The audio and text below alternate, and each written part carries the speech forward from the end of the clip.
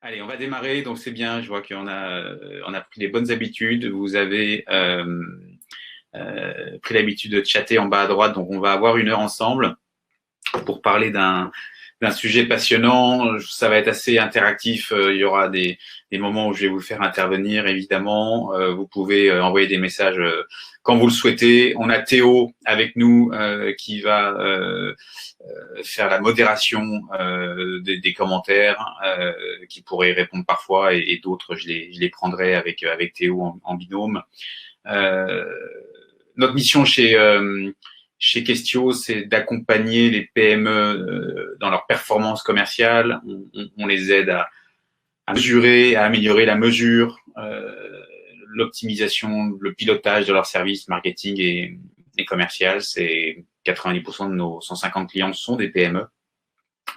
Donc on est ravi de traiter aujourd'hui d'un sujet qui est très important pour dans la vie déjà d'une direction commerciale, d'un commercial. Moi, je suis directeur général de Questio. J'ai passé une quinzaine d'années dans les fonctions commerciales, essentiellement dans des grandes entreprises internationales. J'ai eu la direction des ventes de DHL en France pendant quelques années, en parallèle de Questio, que j'ai rejoint depuis 2013. Je donne aussi des cours de stratégie commerciale à l'ESCP. Donc, je suis évidemment passionné par tous ces sujets. Et là, c'est un sujet qui touche plutôt, on va dire, à la compétence. Vous savez que la performance commerciale, c'est pas seulement des compétences, c'est des outils, des processus, des sujets de pilotage managérial, des sujets de stratégie commerciale, des sujets de scoring client, des sujets d'outils et de CRM, des sujets de données. Donc, la fonction commerciale, c'est sûrement un des jobs les plus complexes, un métier incontournable dans une entreprise, puisque les commerciaux, la fonction commerciale a la responsabilité du revenu. Donc, c'est évidemment clé. Aujourd'hui, on va traiter d'un sujet qui est un sujet sous l'angle plutôt des compétences, et qui est déterminant puisqu'il a un impact quasiment, comme on dit, bottom line. Il touche directement à la marge d'une entreprise, puisque lorsqu'on va négocier potentiellement, si on le fait mal, si on ne se prépare pas dans les règles de l'art, on peut facilement faire des remises. Et chaque fois qu'on fait une remise, en fait, on fait une remise en fait qui correspond directement à la marge qu'on perd pour son entreprise. Donc c'est un élément important. Alors les éléments que je vais partager, ils sont d'ailleurs valables dans tout type de négociation. La négociation, c'est une des formes, c'est une des options possibles d'échange quand il peut y avoir un différend entre deux personnes ou deux parties. Il y a d'autres formats, hein. Il y a des formats juridiques, il y a parfois la loi du plus fort. La négociation est beaucoup utilisée dans les fonctions, on va dire, dans le milieu de l'entreprise.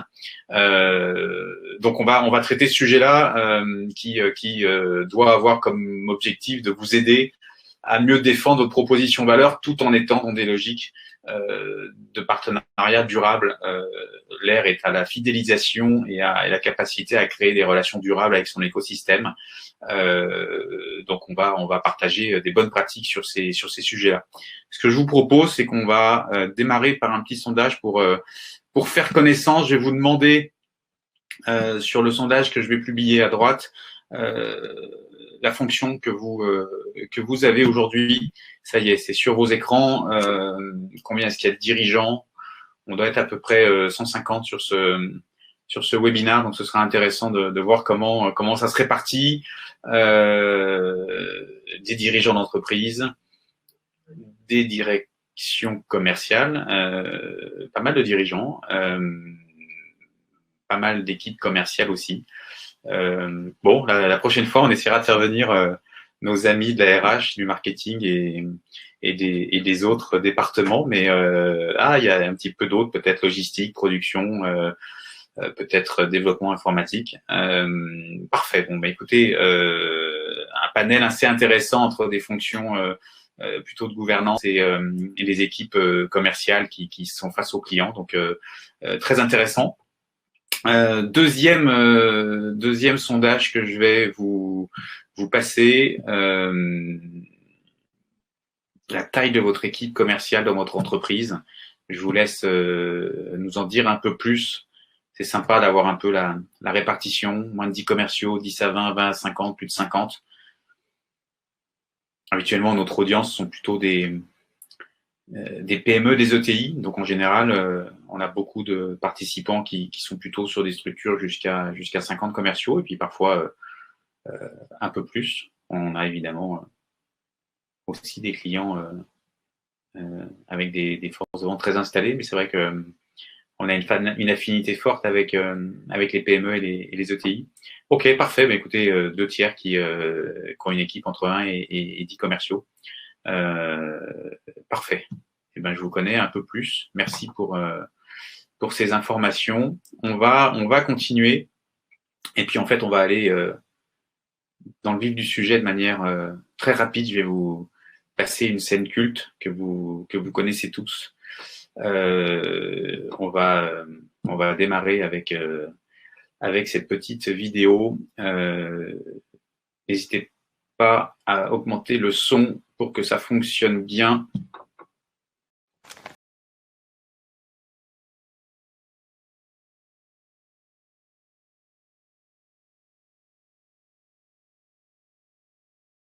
Je vais repasser la présentation. J'espère que vous avez pu avoir le son correctement pendant toute la présentation. Alors, on va repasser la présentation. J'ai l'impression qu'elle ne s'affiche pas. Start. Non, c'est pas ça que je voulais. Voilà, c'est bon, parfait. Alors, je vais vous demander dans le chat, c'est de me dire vos réactions par rapport à cette situation. Je veux bien que vous puissiez réagir. Qu'est-ce que ça vous a évoqué? Comment est-ce que vous avez qu'est-ce qu'on peut observer par rapport à cette situation de vente, situation de négociation dans un film culte? Je veux bien que vous puissiez en commentaire mettre un peu vos observations sur ce qu'on vient de voir. Des équilibres, des forces en présence, ouais, tout à fait, super intéressant. On voit que ça touche aussi clairement des sujets autour des émotions, abus de position dominante, qui manquait un peu de désamorçage, impulsivité. Ouais, on voit effectivement que c'est intéressant en termes de réaction, comment est-ce que les personnes peuvent être affectées par ce sujet-là. C'est du vécu, la vente de produits semble coûter au moins de ne pas s'énerver quand on est vendeur. À tout lâcher, on perd tout, ouais, tout à fait, ça on va en parler. En fait, on voit bien, et je pense que beaucoup d'entre vous ont pu vivre, ou en tout cas ont pu se retrouver dans des situations similaires. C'est qu'en fait, ça va toucher à des éléments rationnels, à des éléments irrationnels. Ça va profondément générer des comportements qui vont être portés par vos émotions, parce que ça peut toucher à vos valeurs, ça peut toucher à votre ego, ça peut toucher à la manière dont vous concevez la réaction, les relations dans le business. Et on voit bien qu'en fait, la principale peur qu'on peut avoir en négociation, c'est que comme on ne veut pas perdre le contrat, on est quasiment prêt à perdre la négociation. Et là, on a déjà un peu les racines du mal qui s'installent. C'est que lorsque vous commencez à vouloir vous dire qu'il va falloir perdre le moins possible, on n'est pas dans quelque chose qui vous met dans une position de pouvoir discuter, échanger de manière construite. Et c'est ça qu'on va voir aujourd'hui. C'est parce que évidemment, ce qu'on vient de voir là pendant ces 3 minutes, bah, c'est évidemment ce qu'il faut surtout éviter. C'est évidemment génial de le voir et c'est tellement bien joué. Et en plus, c'est extrêmement drôle. Mais on voit bien que si cette situation-là, si on la construit intelligemment, si on la prépare, on va évidemment pouvoir arriver à un résultat qui n'aura rien à voir. Alors, premier sujet qui va être intéressant, déjà, la vente et la négociation, ça n'a rien à voir. En fait, on n'est pas toujours obligé de négocier. La négociation, c'est un moyen de pouvoir trouver un accord lorsque 2 positions ne sont pas similaires entre 2 parties prenantes. Mais sur le principe, si on a fait une bonne vente, on est forcément dans un format où potentiellement, on doit se rappeler qu'on a un client qui a un problème, il a besoin de le résoudre. Si on fait une proposition, c'est qu'il a besoin de le résoudre. Et donc, ça veut dire que ce problème lui coûte de l'argent et tant qu'il l'a pas réglé, sa non-optimisation de sa situation lui coûte de l'argent.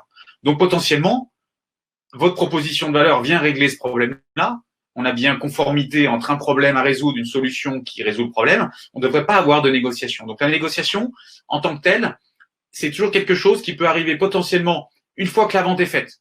Et on voit bien que quand on mélange négociation et vente, on ouvre la porte pour que nos clients, côté achat, quand je dis achat, c'est toutes les personnes qui sont en capacité d'acheter chez vos prospects, vos clients, ben évidemment, ils profitent de la confusion entre vente et négociation, mais on doit d'abord vendre, et on va le voir, puis ensuite, on peut potentiellement négocier. Mais négocier quand on a déjà vendu, ça permet de dire qu'on est dans une logique de rapprocher des positions qui sont à un stade donné, des positions différentes, mais on est d'accord sur le fait qu'on va travailler ensemble.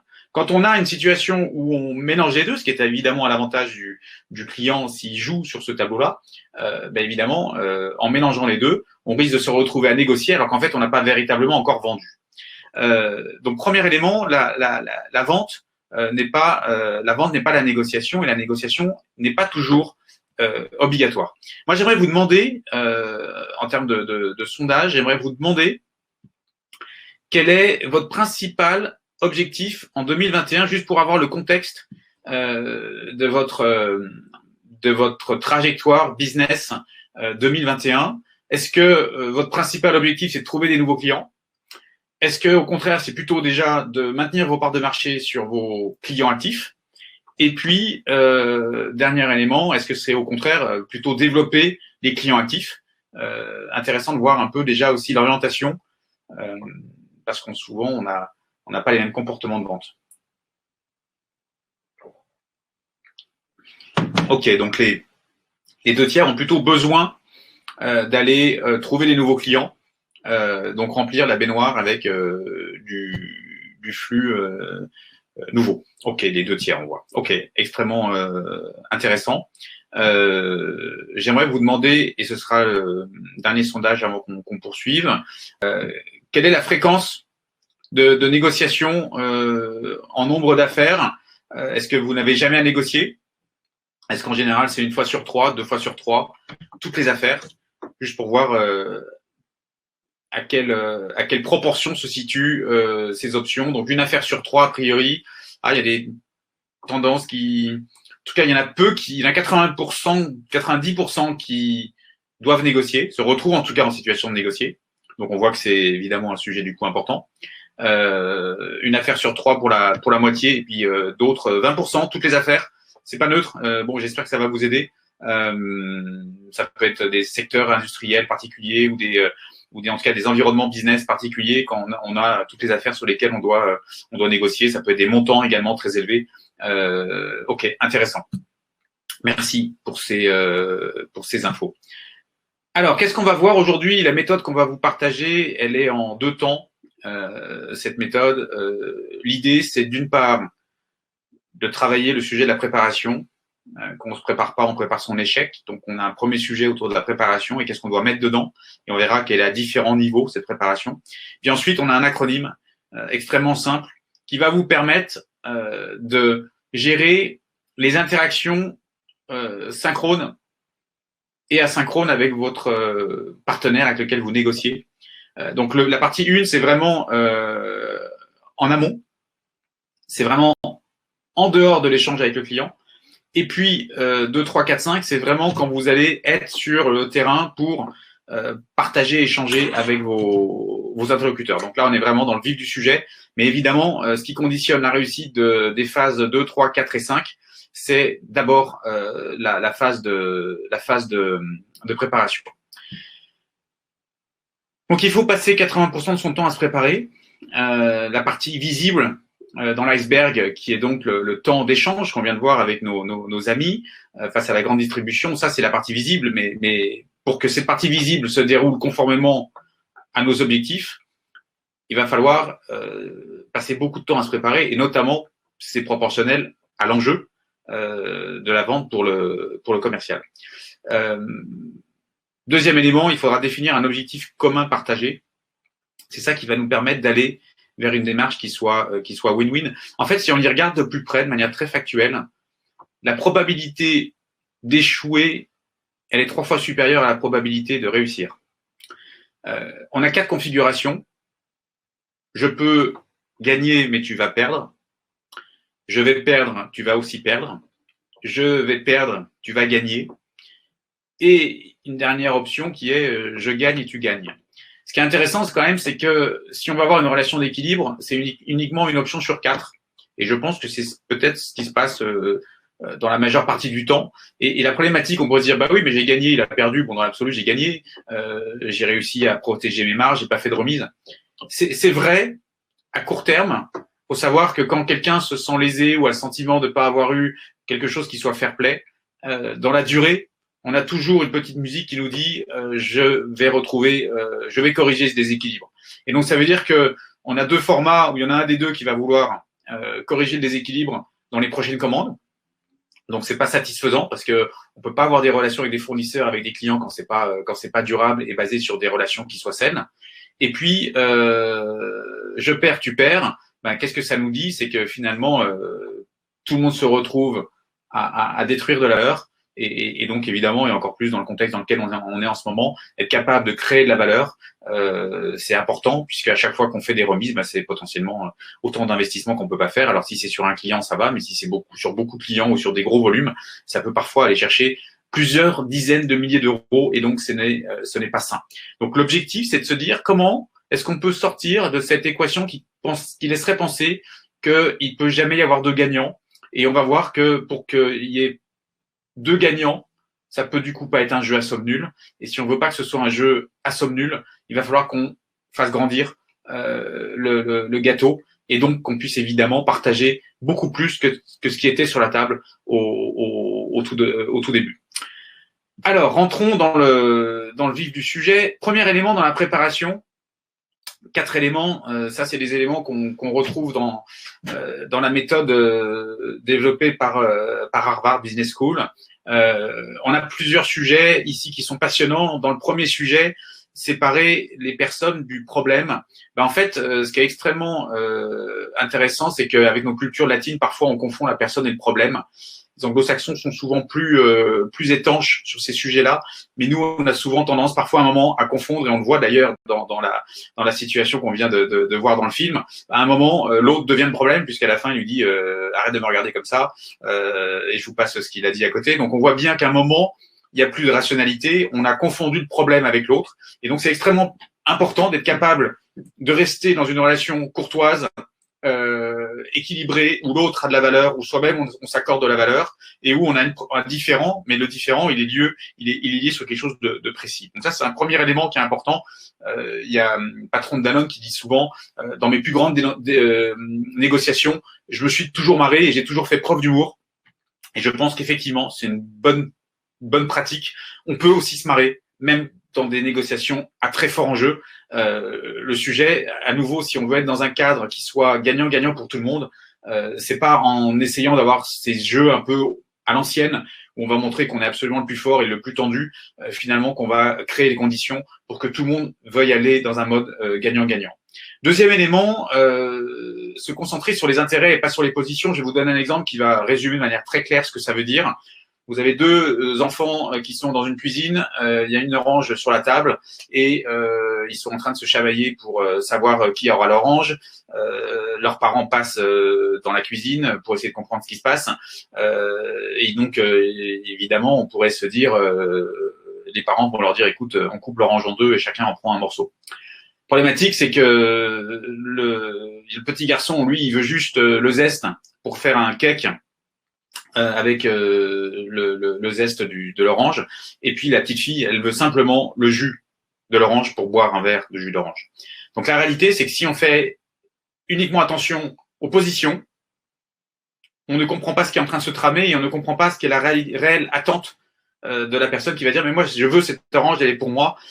Et en fait, si on ne va pas chercher ce qu'il y a au-delà de la position affichée, on risque de passer à côté des intérêts et c'est véritablement les intérêts qui vont conduire le comportement de notre interlocuteur et évidemment le nôtre. Donc ça, c'est une règle qui est également très, très puissante. Troisième règle importante dans le cadre de négociation qu'on va poser dans une entreprise, et je vais prendre des exemples concrets, un comptable, il voit pas la réalité de l'entreprise de la même manière qu'un directeur industriel, que de quelqu'un qui bosse au RH. Il y en a un qui va plutôt regarder des chiffres, l'autre qui va plus regarder des talents et des compétences, l'autre qui va plus regarder des processus, des machines. Si on prend un commercial, il va peut-être plus regarder sous l'angle du client et comment est-ce qu'on va aider le client. Et donc, on voit bien qu'on risque très rapidement, à nouveau, ça vient amplifier le point 2, on risque en fait déjà d'échanger sur des bases où la raison pour laquelle il y a un désaccord, c'est qu'effectivement, on parle pas de la même chose et on voit pas la même réalité. Et donc, c'est capable de négocier et d'échanger sur des bases objectives va permettre d'éviter les biais cognitifs, les interprétations qui vont déjà être des sources de désaccord, alors même que si on avait posé les bonnes réalités, on aurait évidemment déjà eu la possibilité d'avoir peut-être déjà des accords beaucoup plus pertinents. Dernier élément qui est pas neutre et qu'on voit souvent dans les comportements dans la fonction commerciale, notamment qui est beaucoup amené à négocier, c'est que très souvent on va acheter la paix en acceptant les demandes de l'autre partie. Et parfois on va se dire écoutez, ok, je vais accepter la paix, donc je vais accepter la demande qui m'est faite, et ça va éteindre les demandes et on va pouvoir passer à la contractualisation avec le client. La réalité, c'est que l'absence de résistance d'une des parties accroît proportionnellement l'exigence de l'autre. Et en fait, plus on lâche et plus ça encourage l'autre partie à demander. Et quand on dit « Ok, je vous fais les 10% que vous m'avez demandé », l'autre simplement, il se dit « J'ai bien fait de demander, mais puisque en demandant 10%, je les ai, ça veut dire qu'en fait, j'aurais dû en demander 20 et j'aurais peut-être dû demander telle particularité qui n'était pas dans le contrat initial. » Donc la réalité, c'est que c'est nous-mêmes qui encourageons à la négociation et à la demande de la part de nos parties prenantes, parce qu'on les encourage par le fait qu'on va assez rapidement parfois donner acte en pensant acheter la paix pour pouvoir ne pas rompre. Pourquoi est-ce qu'on a autant de mal à négocier? Et si on prend à nouveau la fonction commerciale, si vous avez un contrat qui est une base 100, vous avez une remise de 10%, combien vous perdez dans la réalité? Vous perdez 10. Votre peur la plus forte, et quand on sait à quoi ressemble la tête d'un funnel, il y en a toujours un peu moins en bas qu'en haut, je pense qu'on l'a tous remarqué, la réalité c'est que vous préférez perdre 10 plutôt que perdre tout le contrat. Parce que vous vous dites, si je joue trop, à force de trop tirer l'élastique, est-ce que ça va pas casser? Et donc, du coup, on préfère perdre en ego que perdre tout le contrat.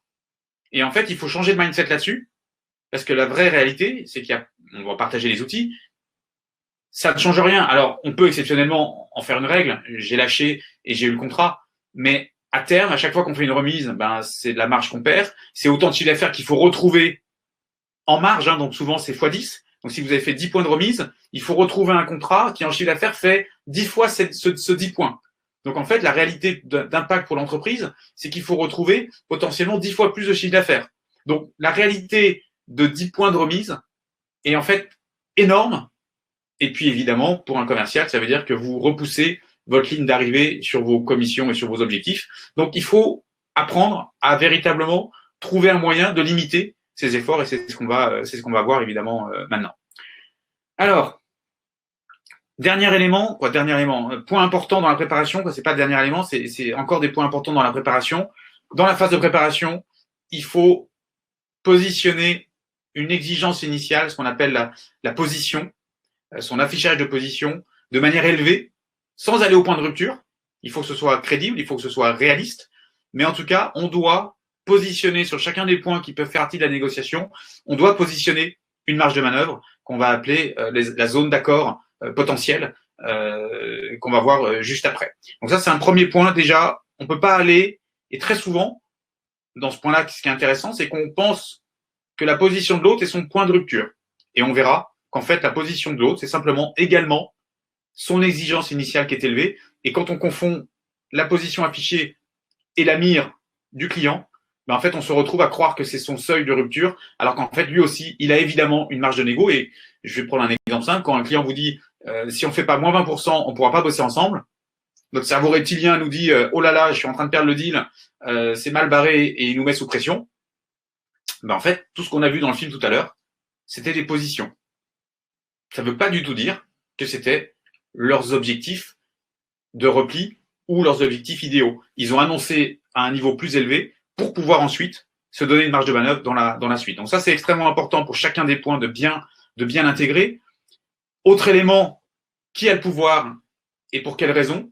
Et je vais pas rentrer dans le détail, mais évidemment, vous avez le poids de chiffre d'affaires pour votre client. On l'a vu tout à l'heure quand il lui dit, de toute façon, si vous nous avez pas dans vos fournisseurs, dans nos clients, vous allez perdre beaucoup.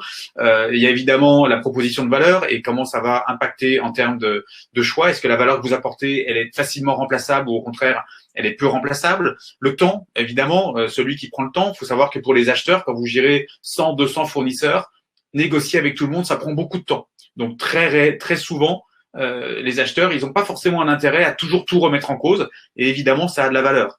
Il y a aussi le sujet de l'information, il y a le sujet de l'influence. Quand on est capable d'avoir sur des grands comptes, des ETI, 4, 5, 6 contacts, aujourd'hui on dit qu'en B2B, il y a au moins 5 à 6 contacts impliqués, quand on est capable d'aller mobiliser tout son réseau d'influence au sein d'un compte, on va être capable d'avoir de l'information off qui va permettre de savoir que le moins 20, en réalité, si on fait au moins 10, déjà, c'est beaucoup mieux. Je prends un exemple simple sur le prix, mais ça peut évidemment s'appliquer sur tous les éléments de la négociation. Et puis, effectivement, le sujet du pouvoir de sanction, on pense qu'il est toujours effectivement du côté du client, mais en fait, on peut aussi en faire un levier. Et évidemment, tous ces éléments-là, vous allez pouvoir voir le curseur de pouvoir entre vous et l'autre partie prenante et voir de quel côté ça penche. Et quand on a une analyse rationnelle, on va se rendre compte, et on prend l'exemple du film tout à l'heure, si les petits lapins, ils marchent si bien que ça, j'imagine que ça veut dire que peut-être que ça va attirer du monde dans le magasin, donc il va pouvoir vendre en rebond d'autres produits grâce à cette promo sur ce produit-là. Et donc finalement, ne pas référencer ce produit-là peut aussi être un coût pour lui. On a des exemples classiques où on a certaines chaînes de grands magasins qui avaient sorti Coca-Cola de leur magasin pour pouvoir en des mesures de rétention parce qu'ils n'avaient pas accepté les baisses de prix demandées par les distributeurs. Qu'est-ce qui s'est passé? Coca-Cola a perdu 3 mois de chiffre d'affaires et puis au bout de 3 mois, les distributeurs se sont rendus compte que eux, en fait, ils perdaient des clients, donc un panier moyen souvent 10 ou 20 fois plus élevé que le budget dédié au Coca-Cola. Donc on voit bien que si on est rationnel, si on prend le temps, une négociation, elle n'est pas courue d'avance et on a des moyens de défendre sa proposition de valeur sans tout de suite aller vers quelque chose avec un perdant et un gagnant. Et puis, alors voilà, qui, quoi, comment, c'est aussi des choses très importantes. Qui va négocier? Quelles vont être les personnes qui vont être impliquées dans la négociation? Quels sont les sujets qu'on va négocier? Comment ça va se passer? Pas mal d'éléments. Ceux qui voudront avoir plus d'informations là-dessus, reprenez le replay, on le mettra sur notre site web question.com d'ici une semaine, vous pourrez reprendre en détail. C'est des éléments qu'on pourrait traverser, mais on n'a pas le temps aujourd'hui. Mais en tout cas, il y a plein d'éléments, quand on les suit, qui permettent de se poser les bonnes questions, qui a le pouvoir de leadership, où se gère la relation, qui va être présent, comment sont construits les mandats côté client. Plein d'éléments qui permettent de préparer de manière rationnelle sa négociation. Et puis, point important, ça c'est un schéma qui est clé, puisqu'il va vous permettre de vous mettre dans la peau de l'acheteur et également centré sur votre feuille de route. Vous allez avoir un miroir où vous allez définir pour chacun des points à négocier votre position affichée, votre mire et votre point de rupture. Et donc, quand notre ami, tout à l'heure, dit la corbeille de la mariée, dit 5%, ce ne sont, si on regarde en bas à gauche, que des positions affichées. Simplement, comme on n'a pas eu de préparation, comme on a une réaction où on a été en rendez-vous en disant on va se battre, on va être les meilleurs, la réalité, c'est qu'on a un des deux commerciaux qui s'est retrouvé dans une position où c'est son cerveau reptilien qui a commencé à prendre les rênes de ses émotions et de son fonctionnement. Il n'arrive plus à raisonner, il confond l'annonce faite de manière certes un peu ferme et abrupte de la part de l'acheteur, mais qui en fait positionne un niveau d'affichage. Ce qui ne veut pas dire, à ce point-là de l'échange, ça ne veut pas dire qu'on est déjà à la mire ou au point de rupture. Et donc, on avait largement de quoi travailler avec cette matière-là pour dire, écoutez, tous ces points-là, je les note et on va pouvoir avancer dans notre échange. Et là, on voit bien qu'on a une sorte de match dans lequel, comme il y en a un qui a bien tout préparé et l'autre a beaucoup moins préparé, ben se créent les éléments qui vont amener les commerciaux là, soit à faire la remise. En plus, il revient, son copain part, il revient dans la pièce, il essaye de sauver la situation. Et on voit bien qu'en fait, il a perdu complètement le contrôle de cette négociation. Ça, vous pouvez le faire. Il y a un exemple ici. Vous pouvez reprendre tous vos points de négociation. En jaune, votre position sur vous, ce que vous voulez, position affichée, mire, point de rupture. Idem pour vos interlocuteurs et les arguments sur lesquels vous allez pouvoir travailler. Ça, c'est du travail de préparation. Évidemment, plus la négociation sera fort en jeu, plus il faudra passer du temps en amont là-dessus. Alors, rentrons dans le vif des éléments qui vont constituer la négociation live. Au moment où on va avoir un interlocuteur qui va vous faire une demande, la règle, c'est de refuser la négociation. Pourquoi? Parce que s'il a un problème et que votre solution le règle, il n'y a pas de raison de négocier, intrinsèquement. S'il a un problème qui vaut 100 000 et que votre solution pour 10 000, 20 000, 30 000 règle ce problème, il finit par gagner 70 000 euros grâce à vous. Donc, intrinsèquement, il n'y a pas de sujet de négociation. Que ça fasse partie du jeu, qu'il y ait un moment des sujets qui soient mis sur la table, on le verra, c'est légitime. Mais dans l'absolu, votre proposition de valeur, et c'est pour ça que la vente n'est pas la négociation, ça veut dire que si on rentre en négociation, on s'assure qu'on aura évidemment revalorisé toute sa proposition de valeur. Sinon, on va perdre de l'argent. Sinon, on va perdre 5 minutes de pouvoir. On va en plus ancrer chez son interlocuteur qu'il a tout à fait raison d'avoir demandé, puisque pour preuve, on lui dit oui, écoutez, je vais voir, c'est un point, ok, pourquoi pas, vous me dites moins 20%, bon, c'est un peu beaucoup. Au moment où on dit ça, on a déjà commencé à accepter que c'était envisageable. À ce stade-là, la seule option qu'on peut avoir, c'est de dire, écoutez, ok, j'entends votre demande, mais à ce stade, je voudrais déjà m'assurer de quelque chose, c'est que vous avez bien un problème, vous avez décidé de le résoudre. Est-ce que vous pouvez bien me confirmer qu'en dehors du sujet que vous venez d'évoquer, la solution est bien conforme à vos attentes et qu'on va pouvoir collaborer ensemble? Ah ben oui, mais on n'a pas négocié, moi j'ai pas validé votre prix, c'est pas possible. Très bien, mais est-ce qu'en face du problème que vous avez évoqué, est-ce que vous pouvez déjà me confirmer que la solution que je vous ai présentée répond bien aux problèmes, aux enjeux, aux défis qu'on avait identifiés dans nos précédents échanges? Oui, très bien. Donc ça veut dire que ce qu'il nous reste à faire aujourd'hui, c'est de trouver un accord.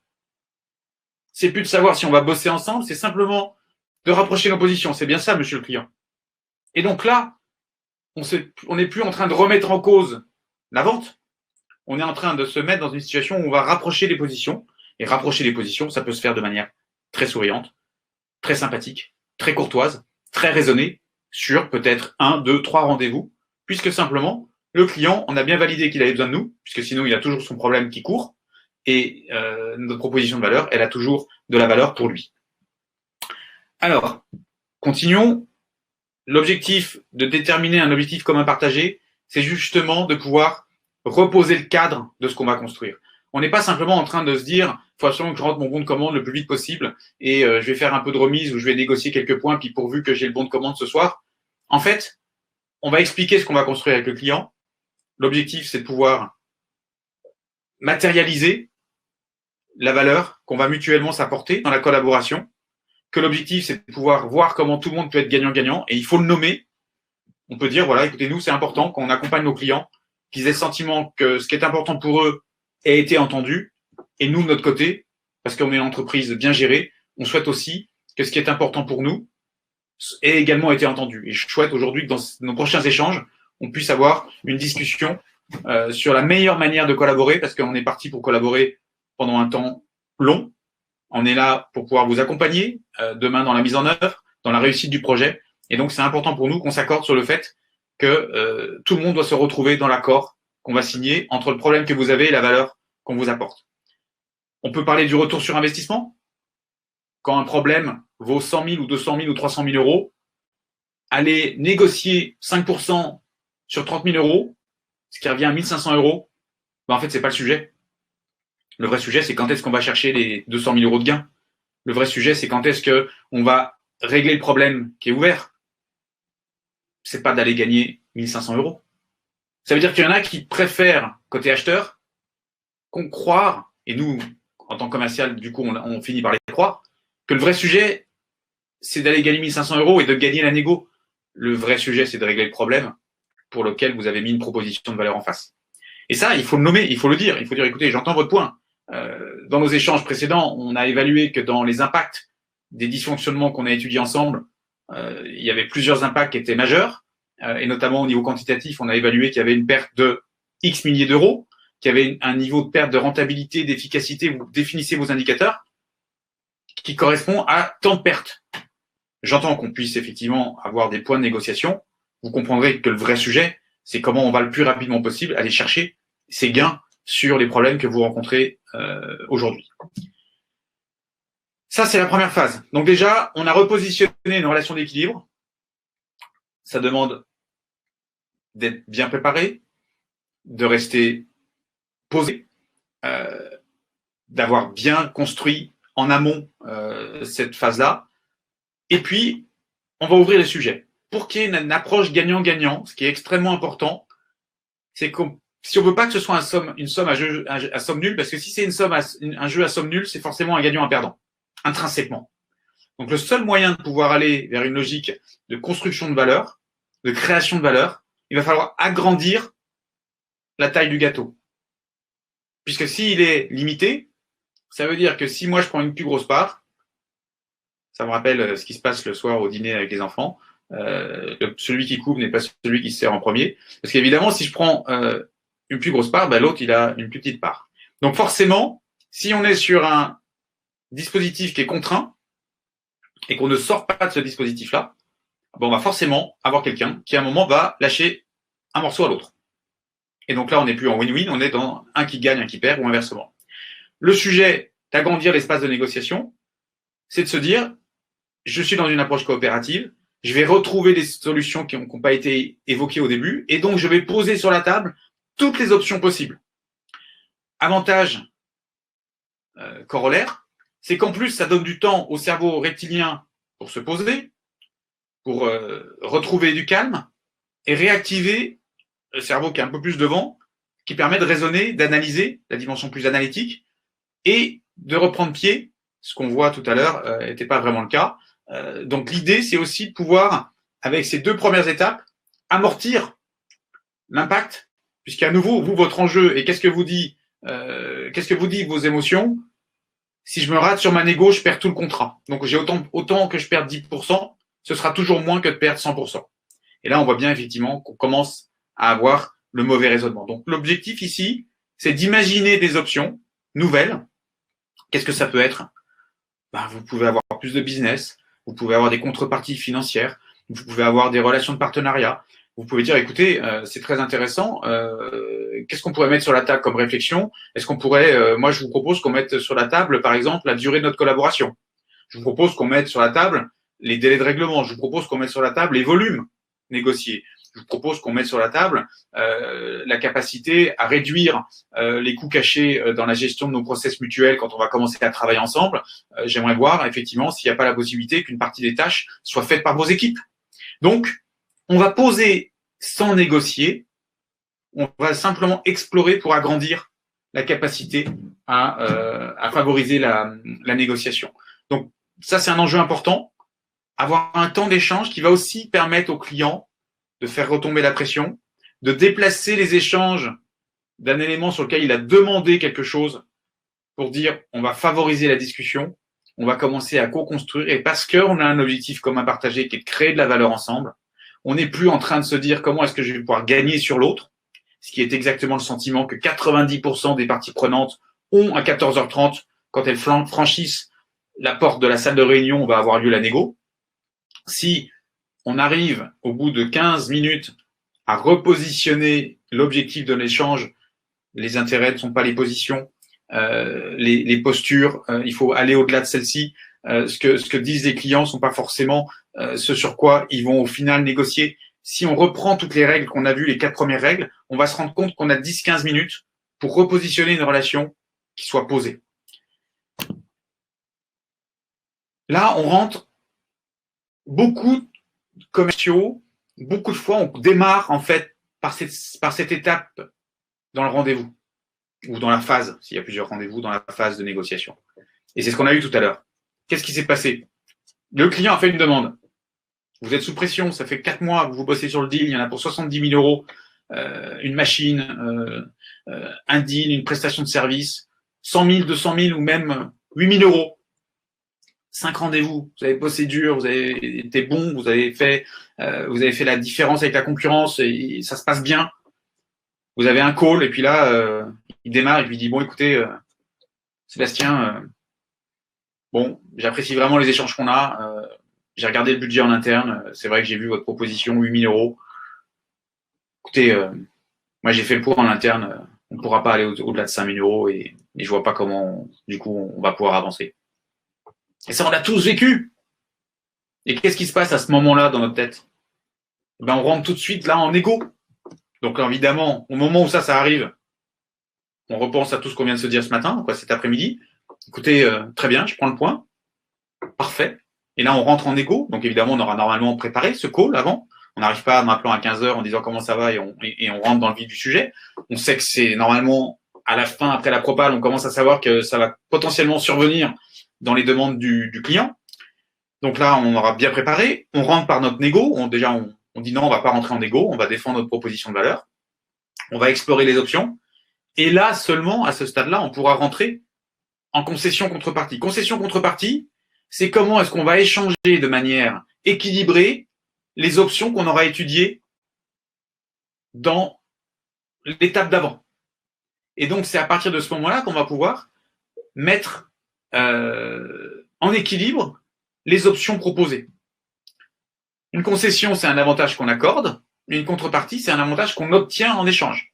Il fait un pas vers moi, je fais un pas vers lui. Alors, sur le sujet de l'acheteur, petite astuce là-dessus, mais ce serait un webinaire à part entière et en tout cas un sujet à part entière. Le problème de l'acheteur, c'est jamais le problème du commercial, c'est le problème de celui qui veut acheter votre solution. Et donc en fait, c'est à lui de se coller les achats et pas à vous. Ça demanderait plus d'explications dans la mise en œuvre et comment ça fonctionne. Je peux comprendre que ce soit pas contre-intuitif. C'est vrai qu'on se retrouve face aux achats. On pense souvent dans les fonctions commerciales que c'est nous qui allons devoir gérer ce point-là. Il y a un point qui est extrêmement important, c'est que si à nouveau votre interlocuteur qui n'est pas aux achats, qui est au métier, a un problème et que votre solution le règle, ça devient son problème si les achats veulent vous tordre. Donc le sujet, c'est que vous ne pouvez pas aller aux achats tout seul. Il faut passer par la mobilisation de votre réseau et des personnes qui, eux, ont toujours le problème à régler parce que leur problème, il vaut pas la remise que va faire les achats, il vaut la valeur intrinsèque du problème qui est toujours pas résolu. Donc c'est là où on voit qu'on va pouvoir contrebalancer. Et notre erreur, très souvent, et ça couvre pas tous les cas, donc il faut voir ensuite cas par cas, industrie par industrie, mais c'est que très souvent, on va tout seul aux achats, alors qu'en fait, on devrait y aller à minima, en tout cas pas sans nos interlocuteurs, puisqu'en fait, c'est réellement leur problème, c'est pas le nôtre, puisque c'est eux qui ont le problème à l'origine. Ce qui veut dire qu'on est dans une relation équilibrée et pas dans une relation où on essaie absolument de faire du business parce qu'on pense que finalement, on est déjà content que des clients nous donnent du business. Il faut sortir de ce schéma qui, en fait, évidemment, conduit à détruire la valeur. Donc, concession contrepartie.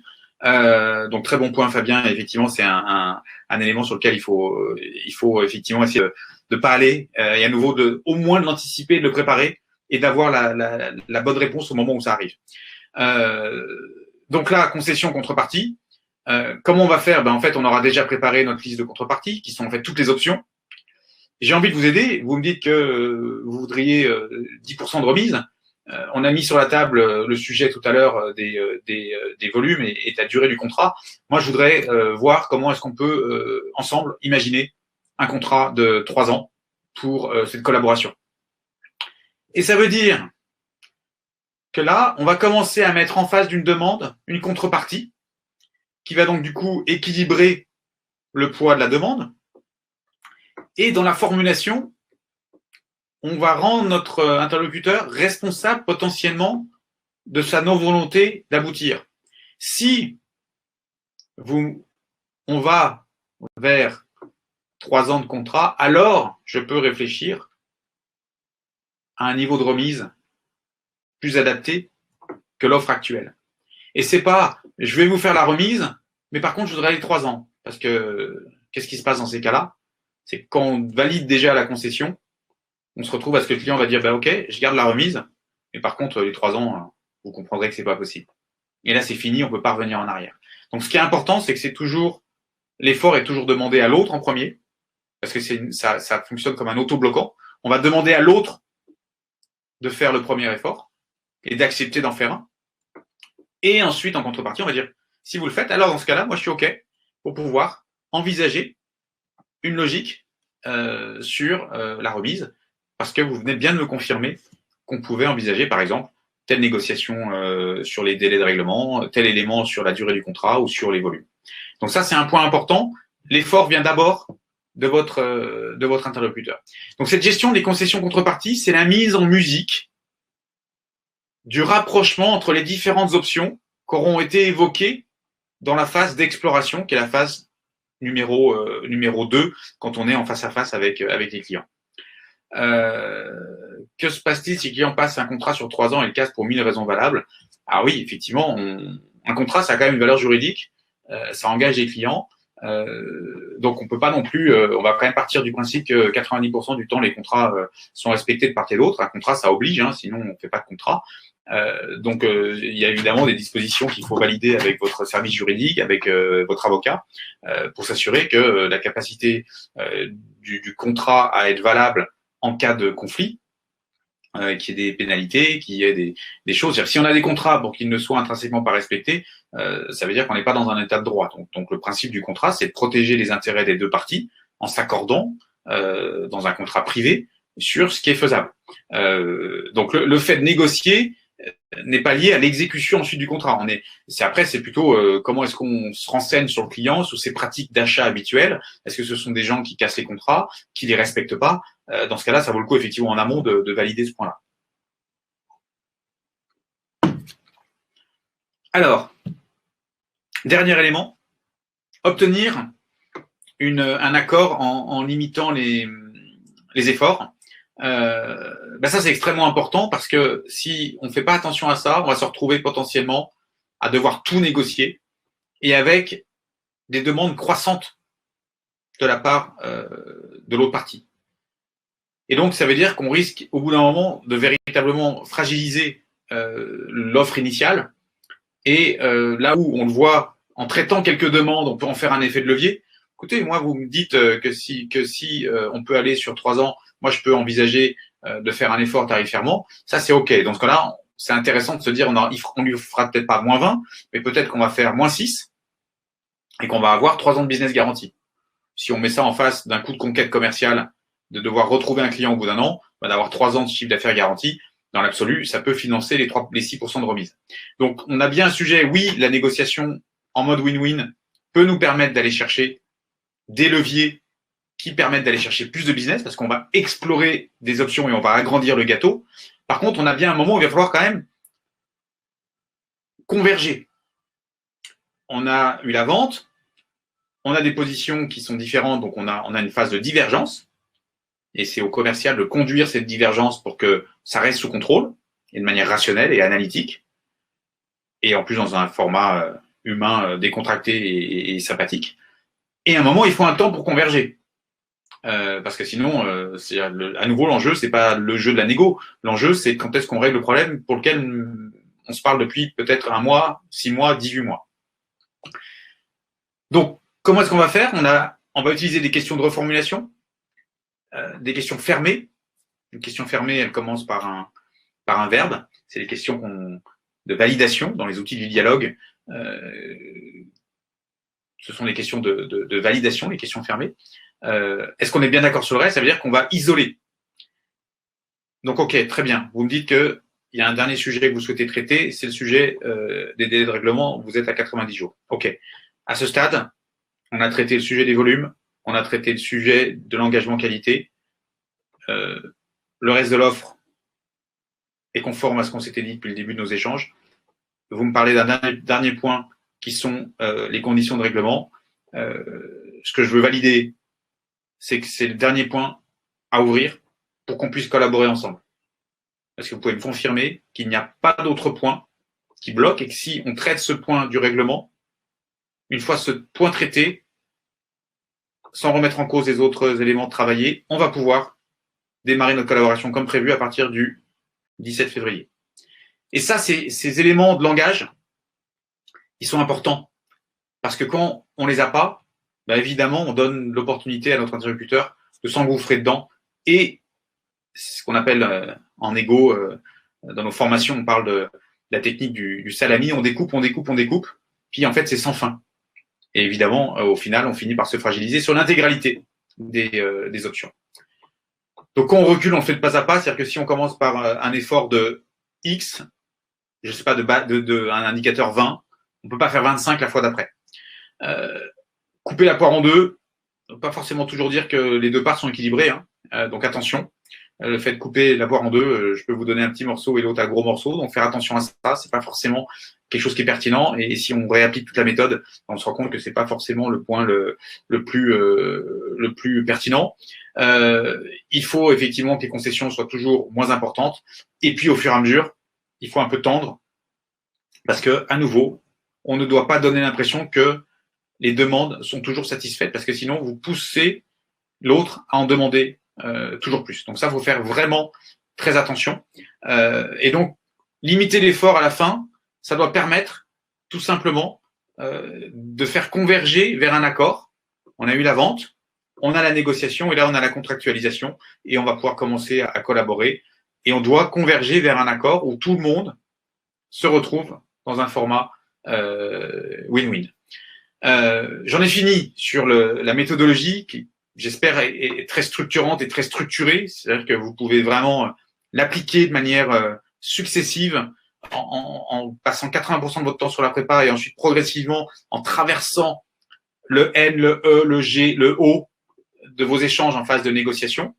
Le sujet sur l'analyse, je réponds à Guillaume. Effectivement, le sujet de l'analyse des intérêts est déterminant.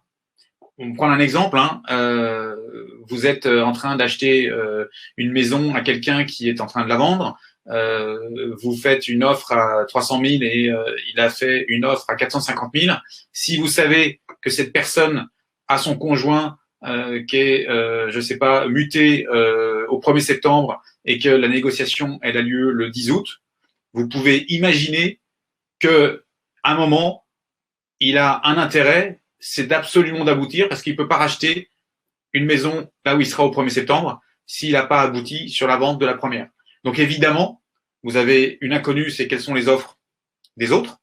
Mais si en plus vous identifiez qu'il y a un sujet de délai et que par exemple vous êtes capable d'avoir un prêt sans clause suspensive, eh bien vous pouvez peut-être arriver à 310 000, peut-être une offre un peu moins ferme, un peu moins intéressante en valeur que les autres, mais par contre pour votre vendeur, c'est la garantie pour lui de pouvoir rapidement au 1er septembre avoir le cash nécessaire pour acheter sa future maison. Exemple court, on pourrait rentrer dans les détails, mais oui, Guillaume, l'analyse des intérêts doit permettre d'évaluer le poids dans la négociation et quel est le rapport de force, et donc comment est-ce qu'on va pouvoir construire quelque chose qui soit équilibré et basé à nouveau sur des choses qui soient le plus rationnel possible. S'il y a quelques questions encore, écoutez, je peux évidemment les prendre dans le chat. Je vous partage, j'en profite en attendant les questions pour vous partager un dernier slide de notre service marketing qui va se produire. Donc, c'est un atelier pour dirigeants que je vais organiser le 10 février et le 18 février. Ce sera un atelier en ligne avec 10 dirigeants. Donc, il reste pas beaucoup de place. Je crois qu'il reste, je sais plus où c'est marqué. Il reste 3 places et 4 places. Donc, si ça vous intéresse, alors ce sera vraiment entre dirigeants de PME. Si vous êtes disponible à cette date-là et que vous avez envie que je vous partage, en tout cas que le sujet vous intéresse, de vous partager 3 outils qu'on utilise pour construire et réussir son année commerciale, prenez. Alors, l'atelier dirigeant est gratuit. Je vois Christelle qui pose la question. L'atelier dirigeant est gratuit. Si ça vous intéresse, on va clôturer les inscriptions ce soir. Donc, comme il y avait le webinar, je savais qu'il y aurait une audience qui pourrait être intéressée, donc je vous partage l'info. Dirigeants de start-up, vous pouvez vous inscrire, bien sûr. On partagera et je partagerai avec vous dans un petit groupe. Donc là, on fera ça sous Zoom, donc on pourra en plus interagir, ce qui est moins le cas dans un format de webinar, sur ces outils qu'on utilise et qui permettent vraiment de construire la réussite de son année commerciale. Donc voilà, inscrivez-vous, c'est jusqu'à ce soir, on ferme les inscriptions ce soir et il reste 3 places pour le 10 et 4 places pour le 18. Merci à tous pour votre participation. S'il y a encore une ou deux questions, je les prends avec plaisir. J'espère en tout cas que ça vous donne des billes concrètes. N'hésitez pas à aller regarder le replay, partagez-le avec vos connaissances et votre réseau si vous connaissez les personnes qui ont des sujets de négociation dans leur environnement professionnel. Ben écoutez, partagez-le, faites-leur plaisir et donnez-leur accès aussi à ces méthodes qui sont vraiment efficaces et qu'on utilise depuis 15 ans avec nos clients. Donc, on sait que ça fonctionne. Elles ont été éprouvées sur le vif et en réel. Écoutez, portez-vous tous très bien. Bonne fin de semaine à vous. Je crois que il y a un peu de soleil qui est en train d'arriver. Bonne vente, bonne négociation à tous. Et puis, j'espère que vous pourrez voir qu'en fait, on peut négocier sans forcément perdre et que tout le monde va s'y retrouver gagnant-gagnant. Et donc, vous serez des négociateurs zen. Merci pour votre présence. On vous dit à très très bientôt pour nos prochains webinaires. Et puis, je serai heureux de retrouver quelques-uns d'entre vous dans l'atelier dirigeant d'ici quelques jours. À très bientôt. Très bonne journée. Portez-vous bien.